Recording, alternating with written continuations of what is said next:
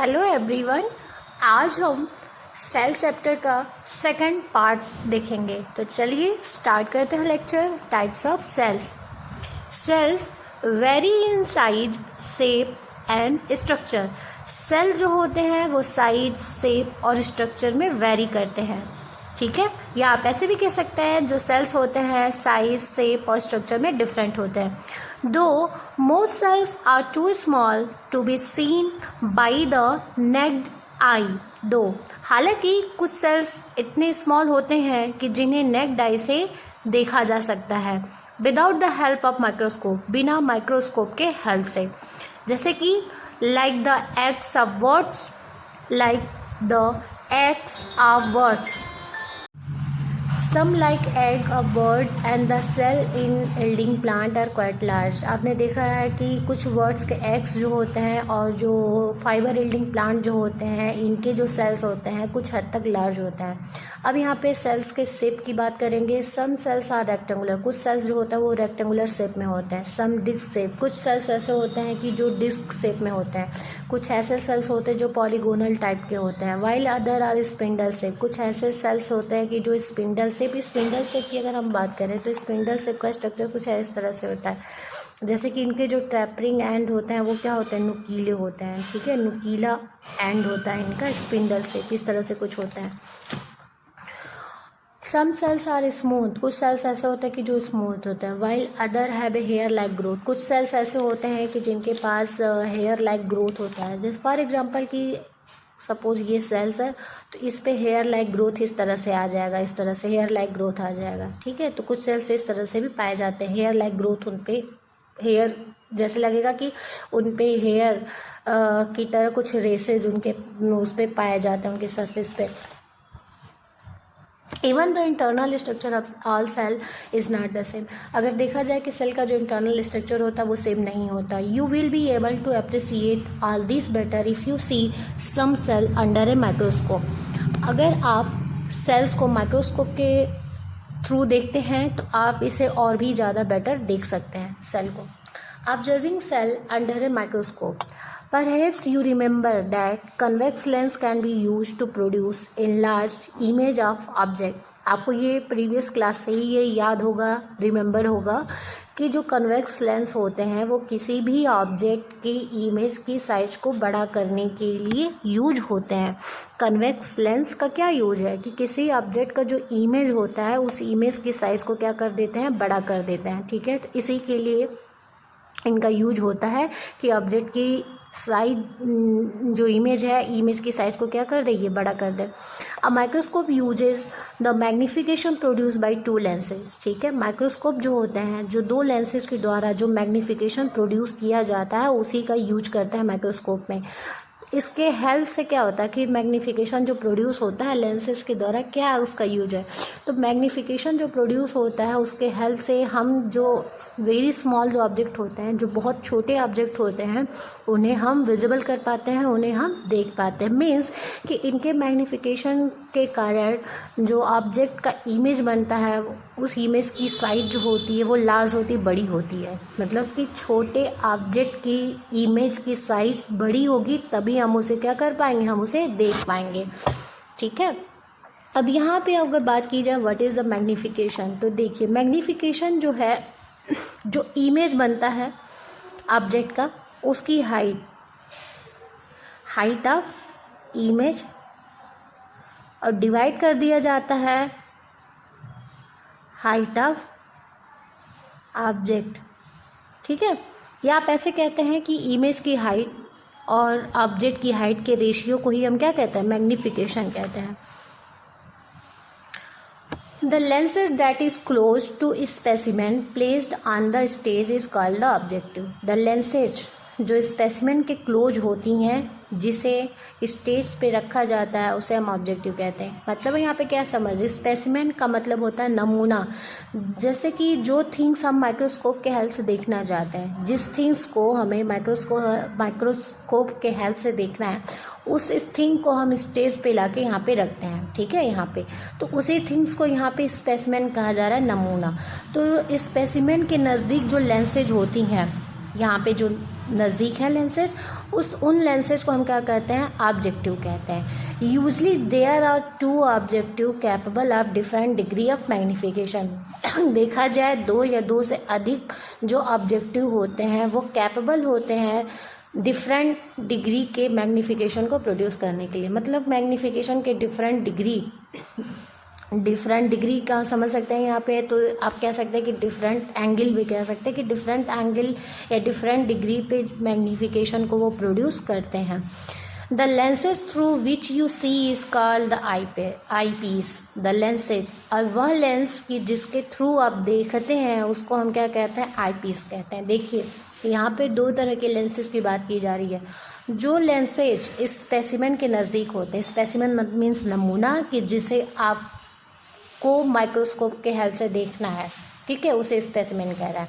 तो स्पेसिमेन के नज़दीक सेल्स जो होते हैं उन्हें हम ऑब्जेक्टिव कहते हैं, और जिस लेंस के थ्रू हम देखते हैं उस लेंस को हम क्या कहते हैं, आई पीस। मीन्स यहाँ पे ये लेंसेज जिसके थ्रू हम देखेंगे तो यहाँ पे आई पीस है ये, और ये लेंस जो यहाँ पे स्पेसिमेन के नज़दीक है उसे ऑब्जेक्टिव कह रहे हैं। The image produce by objective act as an object for the eyepiece which magnified further.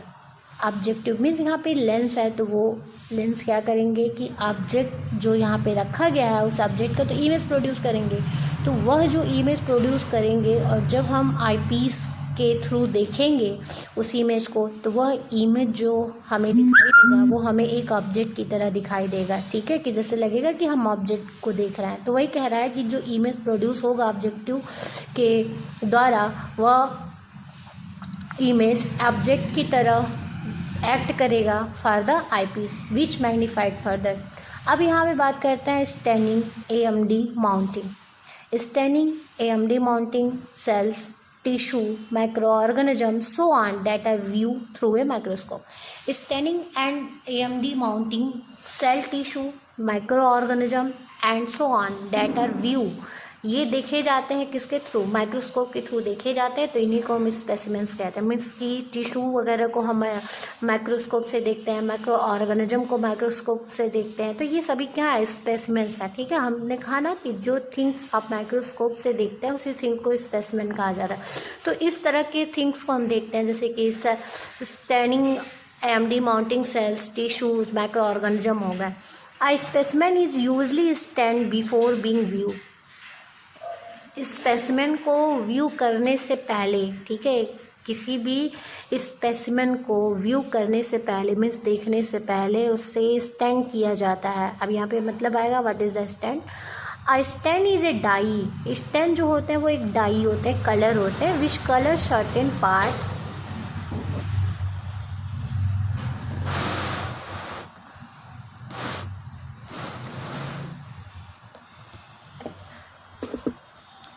जो स्टैंड होता है वो डाई होता है, विच कलर जो कलर करता है certain part of the specimen है पर्टिकुलर कर। मतलब कि एक तरह से समझ सकते हैं कि स्टैंड क्या है। स्टैंड जो होते हैं वो स्पेसिमेन के पार्ट्स को कलर कर देते हैं, ठीक है। स्पेसिमेन के कुछ पार्ट को कलर कर देते हैं किसी पर्टिकुलर कलर से। अलग पर्टिकुलर कलर मतलब कि हो सकता है कि ब्लैक कर दें, ब्लू कर दें, इस तरह से। तो कहने का मतलब स्टैंड जो है वो एक डाई है, एक कलर है कि जो इस स्पेसिमेन के कुछ पार्ट को क्या कर देते हैं, कलर कर देते हैं। पर्टिकुलर एक तरह के नहीं, मतलब अलग अलग कलर, ठीक है। This helps one distinguish between different part of the specimen. ऐसा क्यों होता है कि स्पेसिमेन के कुछ सर्टेन पार्ट को कलर कर दिया जाता है डिफरेंट कलर से, इसलिए कि हम उस डिफरेंट पार्ट को डिस्टिंग्विश कर पाए। अगर सपोज कि स्पेसिमेन है और उसके हर एक पार्ट को हम एक कलर कर देंगे तो हम किस पार्ट से हम क्या डिफरेंस बता पाएंगे, हम कुछ डिफरेंस बता पाएंगे, नहीं बता पाएंगे। तो कहने का मतलब है कि डिफरेंट पार्ट के उसमें हम डिस्टिंग्विश कर पाएँ, ठीक है, बता पाएँ, डिफरेंसेस बता पाएँ। तो डिफरेंसेस हम तभी बता पाएंगे कि सपोज कि यहाँ पे कोई स्पेसिमेन है, तो यहाँ इस पार्ट को अगर हमें देखना है तो यहाँ पे हम कोई और कलर कर देंगे, स्टैंड कर देंगे। यहाँ इस पार्ट को देखना है तो किसी दूसरे कलर से हम कर देंगे, यहाँ पे देखना है तो किसी और। तो जब हम माइक्रोस्कोप से देखेंगे तो हमें यहाँ पे डिफरेंट पार्ट हमें दिखाई देंगे। तो स्टैंड का मतलब ही होता है, स्टैंड का मतलब क्या है कि स्पेसिमेन को देखने से पहले उसको स्टैंडिंग किया जाता है। स्टैंडिंग का मतलब यहाँ पे है कि जो भी स्पेसिमेन होता है उसके डिफरेंट पार्ट को, कुछ सर्टेन पार्ट्स को कलर किया जाता है, ठीक है। और ये कलर क्यों किया जाता है? इसलिए कि हम डिफरेंट पार्ट के बीच क्या कर सके, डिस्टिंग्विश बता पाए, डिफरेंसेस बता पाए। For example, if you stain a specimen with iodine, अगर आप किसी स्पेसिमेन को आयोडीन के साथ स्टेन करते हैं, any part of it which store starch will show up distinctly because the starch will be stand blue black. देखिए, अगर किसी स्पेसिमेन को आयोडीन के साथ हम स्टेन कर रहे हैं और उस स्पेसिमेन में स्टार्च प्रेजेंट है, तो स्टार्च जो होते हैं वो आयोडीन के साथ जब कांटेक्ट में आते हैं या आयोडीन के साथ रिएक्ट करते हैं तो ब्लू ब्लैक कलर देते हैं। तो कहीं भी अगर आप देखेंगे कि आयोडीन, अगर मान लीजिए किसी स्पेसिमेन में स्टार्च प्रेजेंट है और वहाँ पे आपने आयोडीन डाला है तो वहाँ पे आपको ब्लू ब्लैक कलर आपको मिल जाएगा, ठीक है।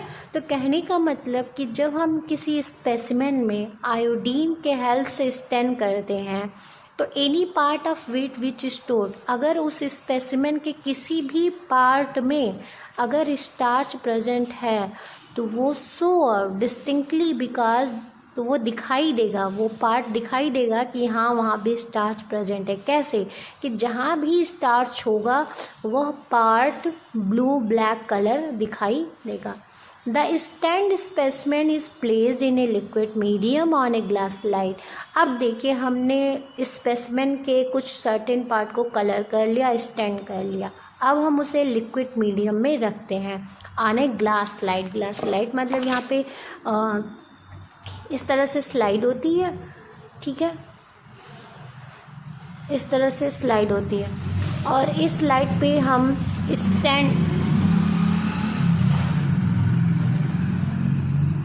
स्टैंड स्पेसिमेन को यहाँ पे रखते हैं जब स्लाइड पे, तो कुछ इस पे कुछ 1 ड्रॉप या 2 ड्रॉप क्या कर देते हैं, इस पे लिक्विड रख देते हैं। तो इसलिए क्या कहा जा रहा है कि स्टैंड स्पेसिमेन को लिक्विड मीडियम में क्या किया जाता है, रखा जाता है।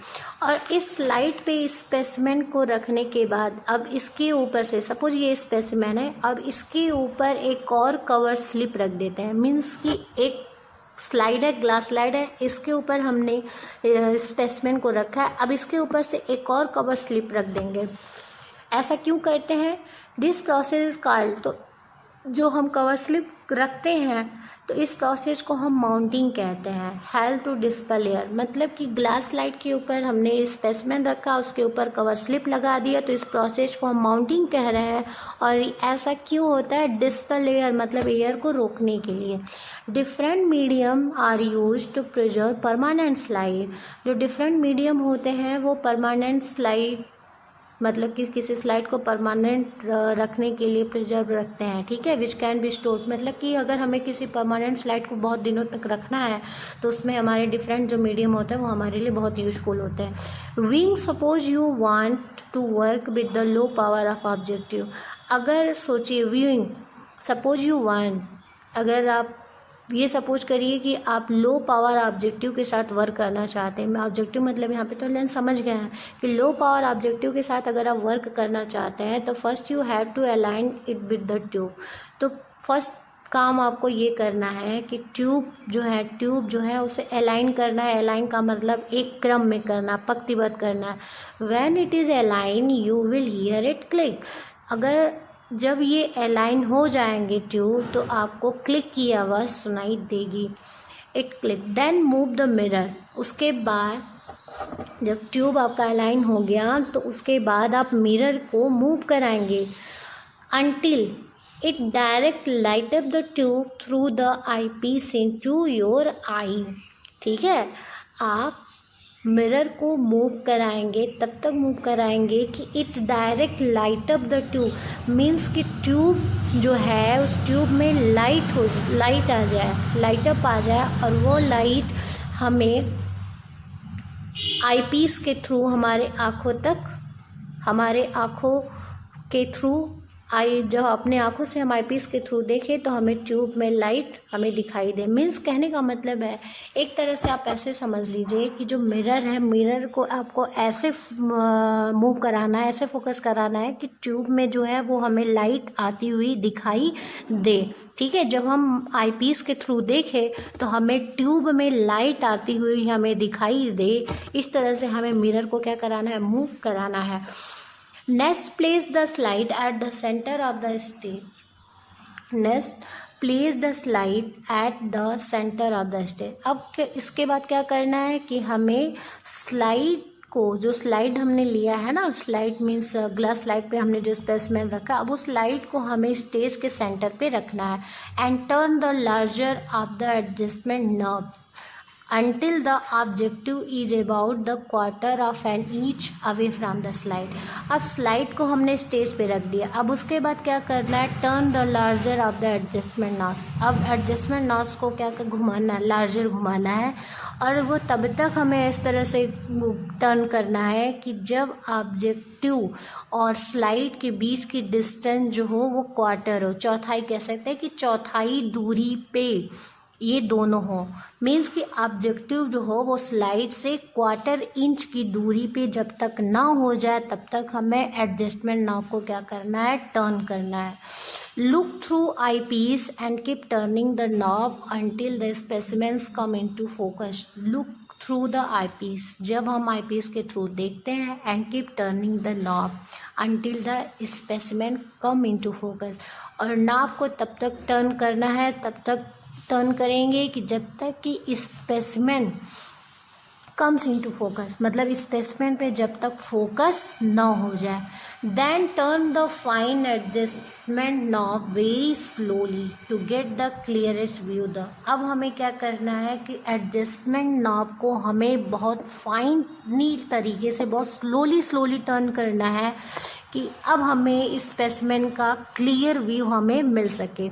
If the objective produce an image that is magnified, objective जो होते हैं produce image that is magnified 10 times. ठीक है, अगर इमेज को मैग्नीफाइड 10 टाइम्स करते हैं and eyepiece magnify this image another 10 times, और आई पीस भी इस इमेज को 10 टाइम्स मैग्नीफाई करती है, तो we will see the specimen magnified 100 time its actual size. कहने का मतलब है कि जो ऑब्जेक्टिव है अगर उस इमेज का मैग्नीफाइड 10 टाइम्स प्रोड्यूस कर रहा है, ठीक है, और आई पीस भी उस इमेज को 10 टाइम्स प्रोड्यूस कर रहा है, तो इस तरह से मिला करके दोनों का 100 टाइम्स हो जाएगा। एक्चुअल साइज से हम 100 टाइम्स स्पेसिमेन को मैग्नीफाइड कर सकते हैं, मतलब हम 100 ज़्यादा लार्ज इमेज हम ऑब्टेन कर सकते हैं ऑब्जेक्ट का। ठीक है, तो ये आपका हो गया माइक्रोस्कोप के बारे में। अब नेक्स्ट लेक्चर जो आएगा आपका, हम यहाँ पे कुछ एक्सपेरिमेंट दिए गए हैं जिनके बारे में हम स्टडी करें।